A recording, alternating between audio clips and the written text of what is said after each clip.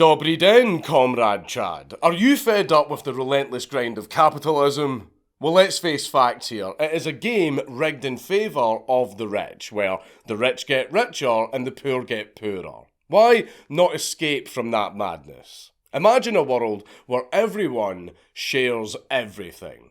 No more cutthroat competition or anxiety about job security, or even a job for that matter. Instead, we all work together for the common good in the name of a better and more stable union.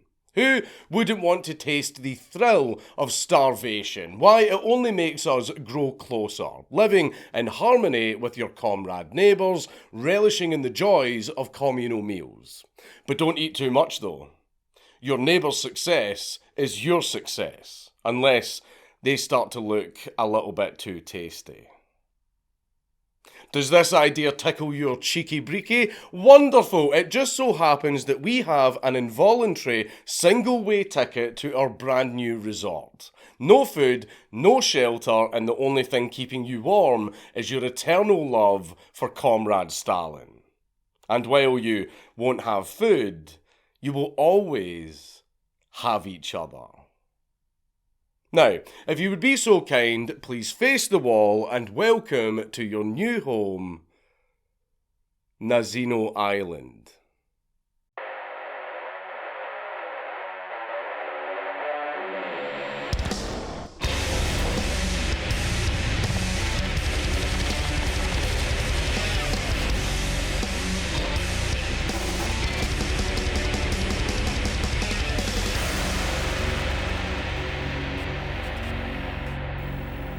Please leave a like and a comment on this video because it really helps me in the algorithm. Today's sponsor is me. Everyone go and subscribe to my second channel.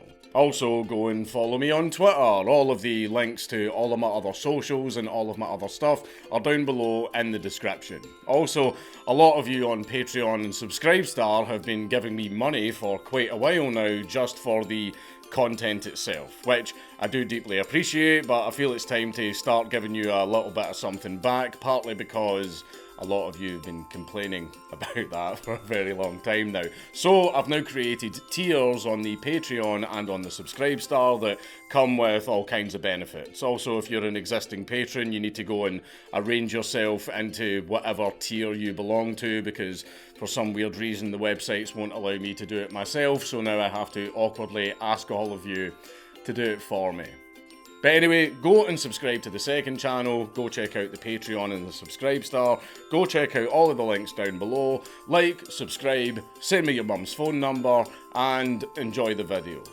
In the 1930s, the glorious utopia known as the Soviet Union was undergoing a brutal transformation under the iron grip of Joseph Stalin. After the death of Vladimir Lenin in 1924, Stalin manoeuvred his way into power, ultimately securing absolute control by the late 1920s. With an unwavering ambition to transform the USSR into a global superpower, Stalin launched a series of societal overhauls aimed at reshaping the very foundations of the nation. His relentless drive for rapid industrialization and collectivization was intended to lead the USSR into a new age of economic dominance. However, these grand ambitions didn't go as planned, leading to some of the darkest moments in Soviet history. Stalin's regime was built on fear and repression, viewing any potential threat, be that real or based on mere power-hungry delusions, as grounds for brutal action. Central to this repressive framework was the infamous Gulag system, a vast network of labour camps where millions of people were imprisoned under horrific conditions. Originally designed to detain political opponents, the Gulags soon became a means to exploit forced labour for industrial projects, agricultural work, and infrastructure development. Under Stalin, the Gulags expanded dramatically, and by the 1930s, they were filled with not only political prisoners, but also just ordinary citizens accused of various crimes against the state. Stalin's harsh policy of collectivization, which aimed to combine individual farms into large collective ones, made the suffering of the Soviet people even worse. This policy led to, of course, widespread famine, most notably the Holodomor in Ukraine from 1932 to 1933, where millions of people died due to starvation. The famine was made even worse by the Soviet government's forced grain requisitions, which stripped farmers of their harvests and left many in extreme poverty.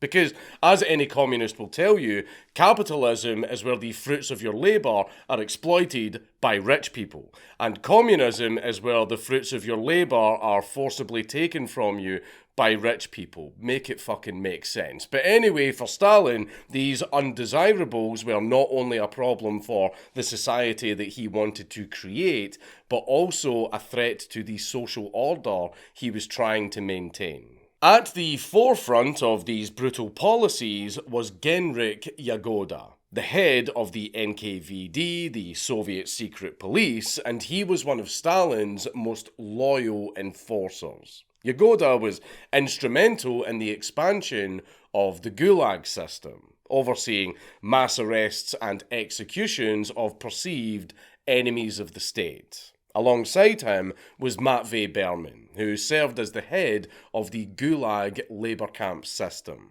Berman was notorious for his brutal management of the camps, where conditions were very, very often inhumane, and mortality rates skyrocketed. Together, Yagoda and Berman formed a Batman-type villain partnership, executing Stalin's repressive agenda with absolute efficiency. Yagoda was tasked with ridding the urban centres of those deemed unfit for Soviet society and relocating them to Siberia. This was part of Stalin's broader strategy to populate and exploit the vast undeveloped regions of the Soviet Union. The two men devised a plan together to send thousands of these undesirables out to these remote areas where they would supposedly work to develop the land, turning this untouched wilderness into productive agricultural settlements. Among these locations was an uninhabitable, swampy patch behind God's Arse Island in the middle of the Ob River, with no strategic or agricultural significance whatsoever. And it was located in freezing Siberia. You can already picture where this is going. The deportees were drawn in from cities like Moscow and Leningrad and were all gathered in chaotic roundups. The criteria for selection was often just random. Many of these poor bastards were just average everyday people who were just simply caught without the correct documents, while others were petty criminals or individuals labelled as counter-revolutionaries based on mere suspicion or just gossip or because someone that didn't like them pointed a finger at them. And the only thing that all of these people had in common was the fact that none of them had any idea what awaited them. As one survivor recalled, "We were packed into wagons like cattle. There was no air, no space, and no food. It was like they wanted us to die before we even arrived." For many, the journey itself was a harrowing prelude to the horrors that they would soon face. Starving, sick, and broken, they were transported across the vast expanse of Soviet territory in the most inhumane conditions. Packed into filthy train cars, the deportees travelled for days, sometimes weeks, without basic necessities. Many succumbed to illness or starvation long before reaching their destination. The trains were so overfilled to the point where people couldn't even sit, let alone lie down. The lack of fresh air and space made the carriages feel like mobile coffins. Fights would break out over small scraps of food, and disease spread rapidly through the tightly packed masses. The guards, being Soviet guards, showed absolutely no pity whatsoever. They regarded the prisoners not as human beings, but as disposable cargo. On the rare occasions that food was provided, it was thrown into the cars like slop for animals. Dry bread, often mouldy, and dirty water were all they had to sustain them. But for many, it was too little, too late. The survivors didn't know it yet, but the ones that didn't survive the journey were the lucky ones. For those who did survive the train journey, though, this was just the beginning. The deportees were unloaded and packed again, but this time into river barges. The barges were hardly better than the trains. Cramped, exposed to the elements, and surrounded by the icy waters of the Ob River. The deportees were then ferried towards Nazino Island. The days on the water were absolutely torturous. The Siberian winds cut through their bones, and many who had already been weakened by the train journey now faced even worse conditions. On the river, the sight of those who attempted to flee offered a cruel reminder. A few desperate souls tried to jump overboard in a futile attempt to swim to safety, only to be shot by the guards or swallowed by the frigid river. Their bodies floated away unnoticed, disappearing into the vast wilderness of Siberia.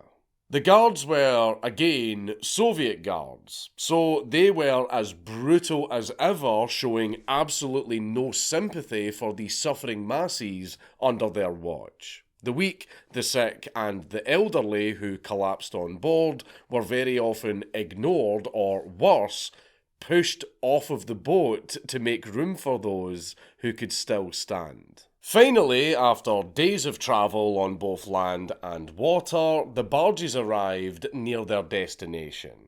Nazino Island lay in the distance. The guards began preparing for the mass landing by barking orders at the dazed and disorientated prisoners. They would soon find out that Nazino Island was not the place of refuge or opportunity that they had been promised. There was no fertile land waiting for them to cultivate, no tools or provisions to help them build their new lives. Instead, what awaited them was something far darker. Nazino Island was a barren, swampy wasteland.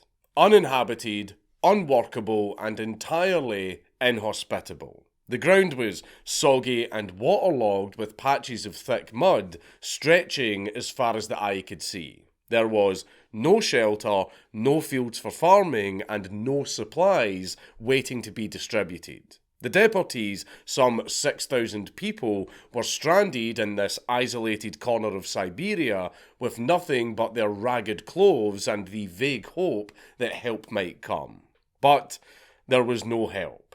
Trees were abundant, which is great, they can build some shelter, except they weren't given any axes to chop them down.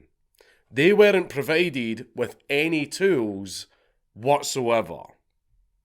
Obviously, they had never played Minecraft because you can actually just punch the trees. As the prisoners stumbled onto the island, they very quickly realised the enormity of how fucked they were.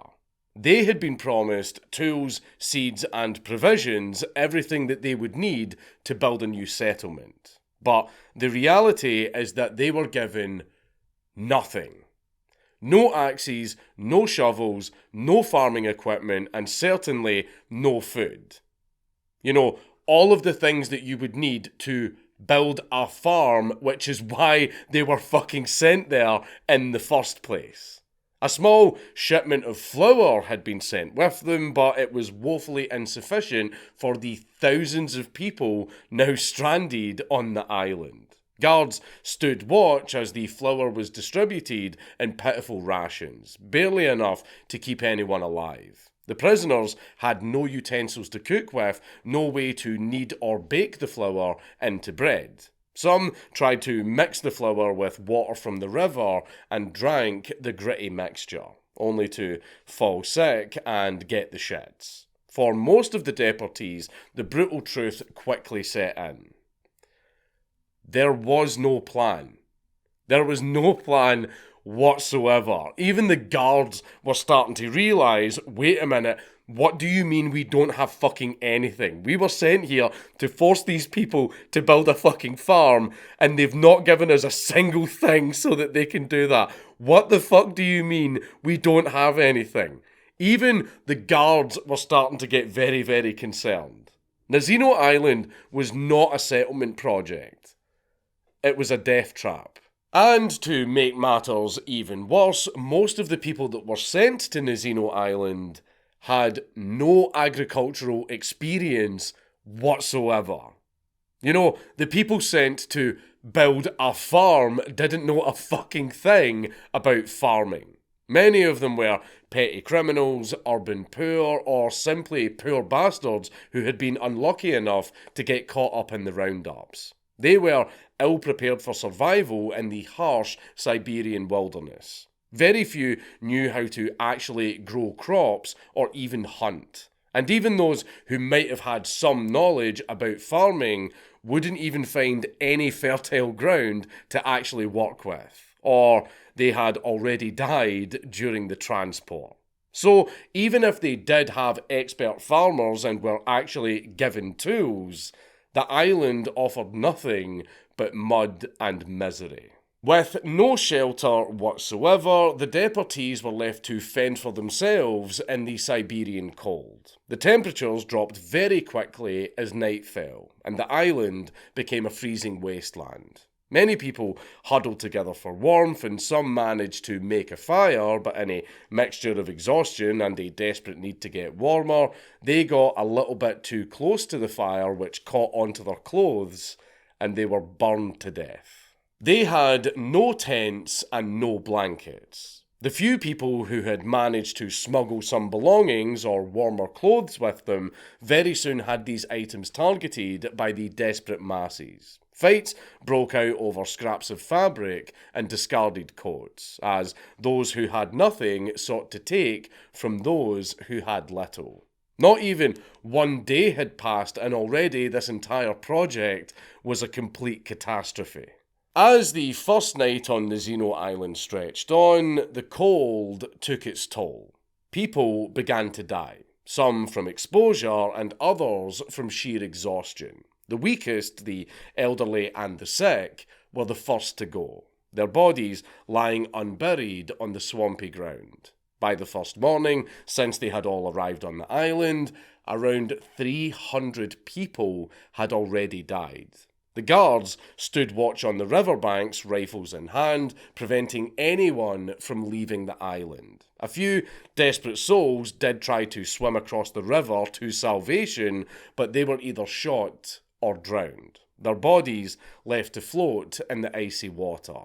The island was a prison without walls, and its inmates were left to die slowly, one by one. By the second day, hunger had set in. The small rations of flour that they had been given for all 6,000 people had already run out, and the deportees had absolutely nothing left to eat. They scoured the island for anything that could fill their stomachs, roots, grass, leaves, etc., but the land offered no sustenance. The island was a barren wasteland, devoid of anything that could even be considered edible. Some people chewed on bits of leather or tree bark, but it provided little relief. The scarcity of resources led to the rise of gangs that terrorized the weaker settlers. Fights very often broke out, and these fights usually resulted in murder, with the bodies being looted for gold teeth and crowns that the gangs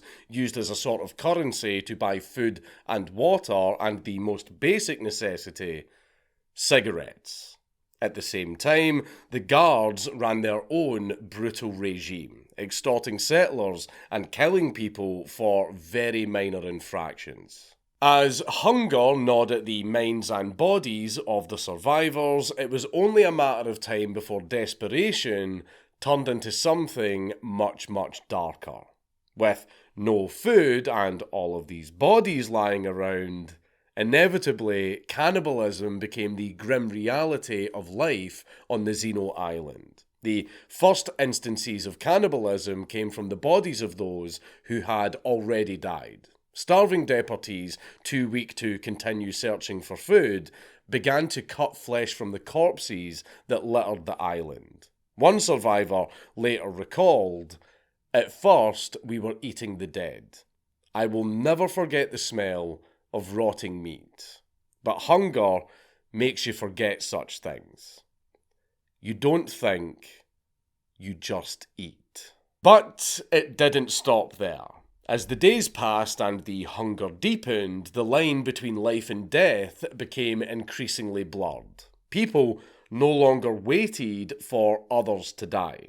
Instead, they began turning on each other, killing fellow prisoners to consume their flesh. This violence spread rapidly, with individuals actually starting to hunt each other under the cover of darkness. One of the guards recounted the horror. At night, people were hunted. They killed the weak, took their flesh, and fled into the wilderness. The island became hell on earth. Reports from the island state that groups of stronger individuals, often armed with makeshift weapons like sticks, stones, or sharpened bones, would attack the weak, clubbing them to death and then butchering their bodies. The victims were very often chosen on their perceived vulnerability, like the elderly, the sick, or children. One particularly chilling account described a woman who had been beaten unconscious, her flesh being sliced off piece by piece while she was still alive. The guards, watching from their posts on the riverbanks, did absolutely nothing to intervene. In some cases, they even actually encouraged the violence, using the islanders' desperation to maintain control. When asked later, one guard commented coldly, "We weren't supposed to interfere. Let them sort it out among themselves." They occasionally did fire warning shots to break up larger groups, but they had no interest in preventing what was happening. It was reported that some even enjoyed watching it happen. Over the next few weeks, as the bodies piled up and the hunger only grew more and more intense, cannibalism became widespread. It was no longer an act of desperation for the dying, it was survival for the living. People formed gangs, and some became known as human butchers, hunting their fellow deportees for food. The island was gripped by terror, as anyone could be the next target. A form of currency even developed.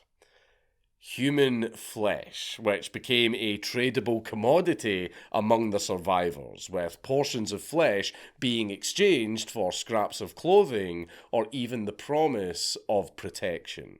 Some of the deportees did actually try to resist the horrors around them, but even they could not escape the ever-present fear. One of the very few women to actually survive the island recalled, "We kept away from the cannibals, but they were everywhere. You could see them eyeing you, waiting for you to get weak. You knew that you were just meat to them."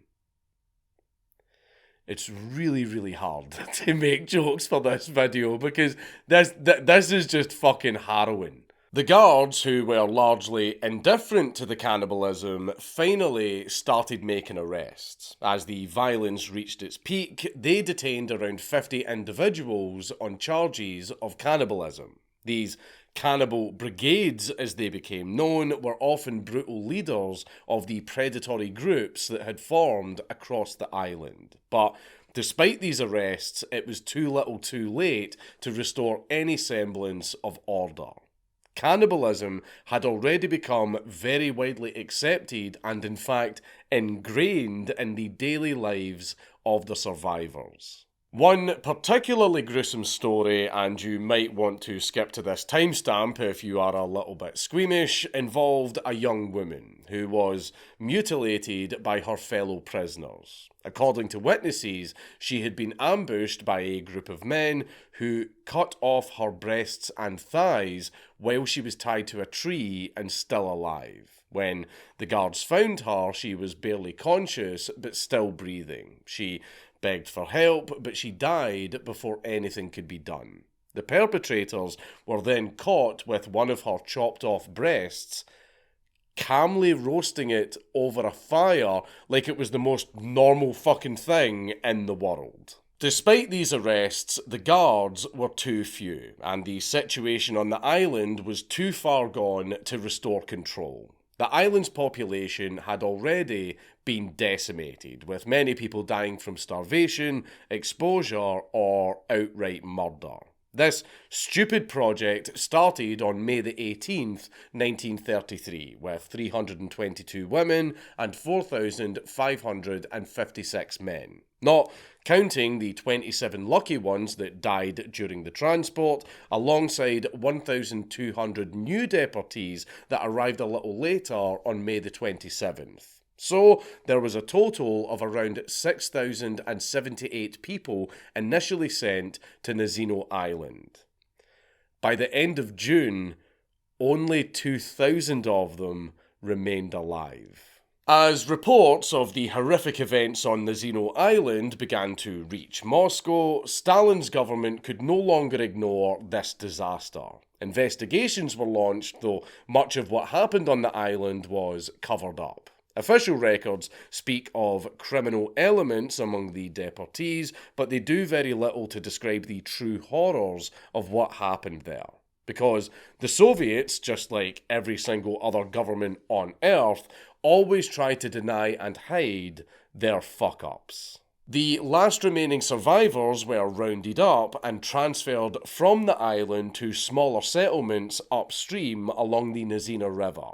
But even this relocation offered very little relief for those who had somehow managed to survive the horrors of the island. The journey to the new settlements was in itself another ordeal. Many of the survivors were in such poor condition, starving, sick, and suffering from extreme exhaustion, that the trip itself became a final death sentence. The exact number of those who perished en route is not fully documented, but estimates suggest that at least a few hundred people did not survive the journey. When the survivors arrived at their new locations, they found that life there was scarcely better than what they had just endured on the Nazino Island. These settlements were poorly prepared to accommodate them, and resources were limited. The people were forced to continue struggling for survival, but now under somewhat less brutal conditions than on the island. Though some survivors did manage to integrate into these settlements, others remained far too traumatized or physically broken to recover. Many died within months of their relocation, succumbing to the long-term effects of malnutrition, untreated diseases, and the psychological scars of their ordeal. For those who lived through it, the nightmare of Nazino would haunt them for the rest of their lives. The survivors of Nazino became dispersed throughout these smaller communities, and their stories were largely suppressed by the Soviet authorities. The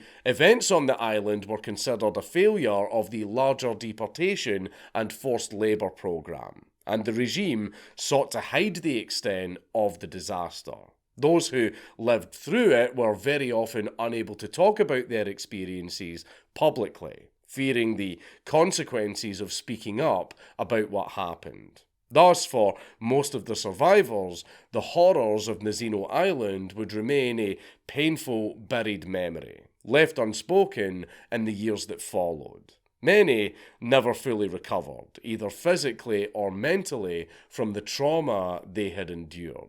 What followed after the Nazino tragedy was an effort by the Soviet regime to erase this dark chapter from the historical record. The system that had created Nazino, the forced labour camps and the brutal collectivization policies were too integral to Stalin's vision of modernisation and control to be tarnished by the memory of a single failed experiment.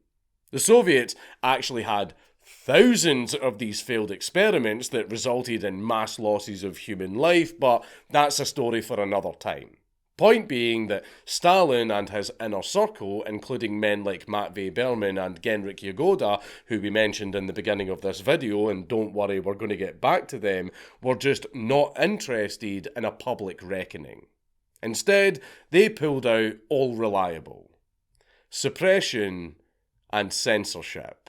In the months following the disaster, the Soviet government launched a limited investigation into the events on Nazino Island. The local Communist Party head in Naremsky district, Vasily Velichko, was tasked with compiling a report. His findings were shocking. An uninhabitable island, mass starvation, rampant cannibalism, and the collapse of any semblance of order. Velichko's report painted a very grim picture. There was no shelter, no tools, no food supply. The people were left to fend for themselves in a land that could not support them. People were eating human flesh. The living fed on the dead. Some people killed others and fed on them. Bread was thrown into the crowd like scraps, and people fought like animals to get it. The strongest took everything, leaving the weak to starve. On the island, 6,000 people arrived. A few weeks later, over 4,000 had perished.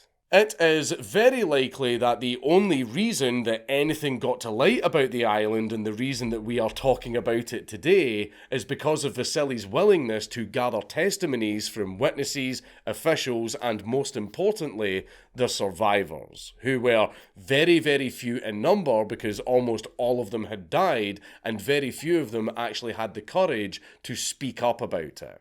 And also, very many of them were illiterate and they couldn't write down what had happened.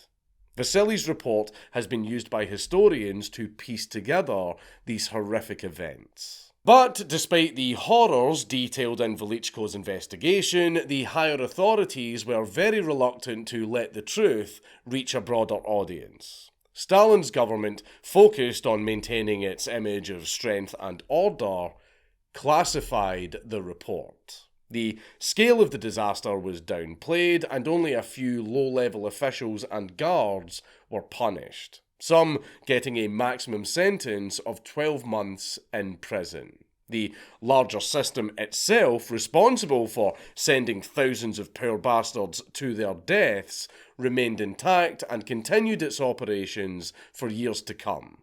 Basically, do some horrendous shit, punish the people that you literally ordered to do the horrendous shit, and you get off scot-free.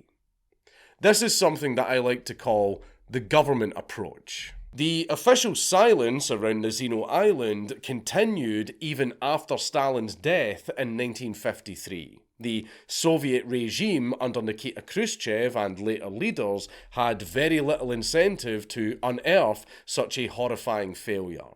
Although Khrushchev denounced Stalin's excesses in his famous secret speech in 1956, the forced labour system and the terror of the 1930s were far too entrenched to be completely dismantled or publicly acknowledged. Nazino remained an obscure footnote, hidden away within the vast Soviet archives. It wasn't until the 1980s, under the policy of glasnost, a policy of the government being more open with its citizens that was introduced by Mikhail Gorbachev, that the horrors of Nazino began to come to light. During this period of increased transparency, Soviet archives were gradually opened, and researchers began to uncover the stories that had long been suppressed. Vasily Velichko's report, along with other documents related to the Nazino tragedy, were finally declassified. Journalists and historians who accessed these archives were horrified by what they found. The scale of the tragedy, the inhumane conditions, and the descent into cannibalism were far beyond what many had imagined. Survivors, though few, were still alive by this point, and they began to speak out about their experiences. One survivor, in a later interview, described the overwhelming silence that had followed the tragedy, when they said, "We couldn't talk about it, not even to each other. If anyone found out what had happened there, they would send you to another camp. We lived in fear even after it was over." The revelations about Nazino Island became an example of the regime's capacity for cruelty, as well as its ability to erase even the most horrific events from collective memory. But despite the new attention, the story of Nazino Island never gained the widespread recognition that other Soviet atrocities, such as the Holodomor or the Great Purge, eventually did. For the families of those who died, there was no closure. The bodies of the thousands who had perished on Nazino Island were never properly buried. There were no memorials and no efforts to commemorate the dead. The island itself remained desolate and unmarked, a silent witness to a forgotten atrocity. I mentioned that we would be getting back to Genrikh Yagoda and Matvey Berman, the men who played crucial roles in the creation of the nightmare that was Nazino Island. And it's very fitting, in an ironic way, that the very system that they helped build would eventually turn against them. Yagoda played a central role in the mass deportations and repressions that defined the Soviet Union in the 1930s. His fate was sealed when Stalin began purging even his closest allies. In 1937, Yagoda was arrested on fabricated charges of treason and conspiracy, accused of plotting against the regime he had served so lovingly. During one of the infamous Moscow show trials, he was paraded as an enemy of the state and blamed for the very atrocities that he had helped orchestrate. He was executed in 1938. Then there is Matvey Berman, the head of the Gulag labor camp system. Berman had overseen the expansion of the Gulag network, where millions had suffered and died. In 1938, Berman too was arrested, charged with counter-revolutionary activities, and he was executed in 1939. The fates of Yagoda and Berman are examples of the twisted justice that eventually came to those who enforced Stalin's brutal policies. They were both victims and perpetrators of a system that had no loyalty or compassion. For those who suffered under their rule, there is perhaps some grim satisfaction in knowing that the men who oversaw such immense suffering did not escape it themselves, though much more lightly compared to the people that they sent to Nazino Island. But the lesson there is, it doesn't matter how much you lick the boot, it'll eventually stomp your face as well. While many others, be it the guards who simply stood by and watched, or the bureaucrats who signed off on the paperwork, all escaped with little more than a slap on the wrist, at least those at the very top, the ones who actually orchestrated the entire operation, eventually faced some form of accountability. The reason that I do videos like Uday Hussein, the Tuskegee experiments, Ruby Ridge, the Future Waco video, basically any video that points out horrible things that governments do, which I usually do with a much more serious tone, is because these videos have a message that I am trying to drill into all of your heads, and it's probably the most important message that I'm trying to spread with my channel. And that message is, governments are a bad fucking idea, because it doesn't matter how much they LARP as being free and democratic, they will always make sure that they have the power to do horrendous shit and make sure that they can't be held accountable for it. Look at the West, the supposed freest and fairest governments in the entire world, where they wouldn't even let you hold your grandmother's hand while she was dying, and they completely ignored the mass rape of children over decades. And what can you do about it?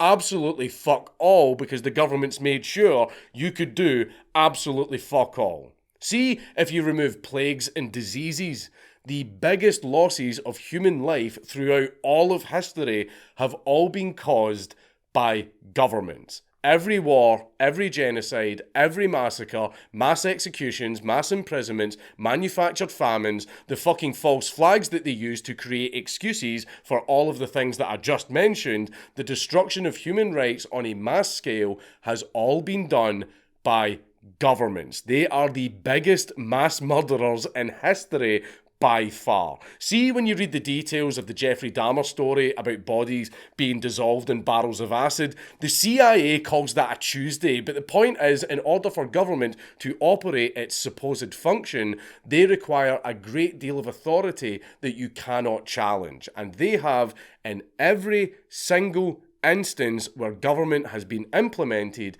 expanded that authority to the fullest extent they can take it.